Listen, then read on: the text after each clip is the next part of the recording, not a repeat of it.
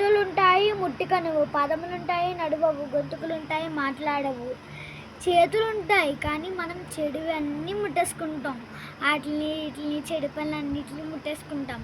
దేవుడు ఏమన్నాడంటే నన్ను ముట్టుకోండి, నా పాదములను ముట్టుకోండి. దేవుడు చెప్పాడు, మనం చెయ్యాలి. దేవుడు మాట వినాలి. మనం వాళ్ళ మాట వీళ్ళ మాట వింటే దేశయ్య మనల్ని పరలోకం వెళ్ళాక అన్నీ అడుగుతాడు. మీరు ఏం ప్రశ్న చెప్తారు? పక్కన వాళ్ళకి చెప్తారా? అక్కడ దేవుడికే సమాధానం చెప్పాలి, పక్కన వాళ్ళకి చెప్పకూడదు. ఇప్పుడు పక్కన ఒకరు ఉంటారు, వాళ్ళకి చెప్పకూడదు. మనం దేవునికి చెప్పాలి. మన ఎదుర్కొంటూ దేవుడు ఉంటాడు. ఒక్కొక్కరిని ఒక ప్రశ్న అడుగుతాడు దేవుడు. వాటికి పాదములు ఉంటాయి కానీ నడవవు. బొమ్మకు పాదములు ఉంటాయి కానీ నడుస్తాయా? మనకు పాదములు ఉంటాయి, మనం ఎక్కడికి పడితే అక్కడికి నడిచేస్తాం.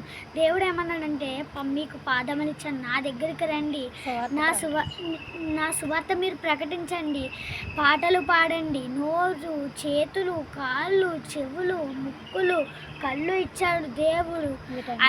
వీటన్నిటిని మనం ఉపయోగించాలి. ఇంద్రియాన్ని వాడాలి. చెవిని వదిలేసి ముక్కుతో మాట్లాడకూడదు. నోరును వదిలేసి ముక్కుతో శ్వాస పీల్చకుండా నోటితో పీల్చకూడదు. కన్నుతో చూడకుండా చెవులతో చూడకూడదు. అలా చేయకూడదు. మనం దేవుడు అన్నీ ఇచ్చాడు, అన్నిటిని ఉపయోగించాలి. లేని వాటిని ఉపయోగిస్తే ఏవి అంటారో తెలుసా? చెడు పనులు అంటారు. లాస్ట్ ప్రశ్న, గొంతుకుంటాయి కానీ మాట్లాడవు. బొమ్మలకి గొంతుకుంటుంది కానీ మాట్లాడుతుందా?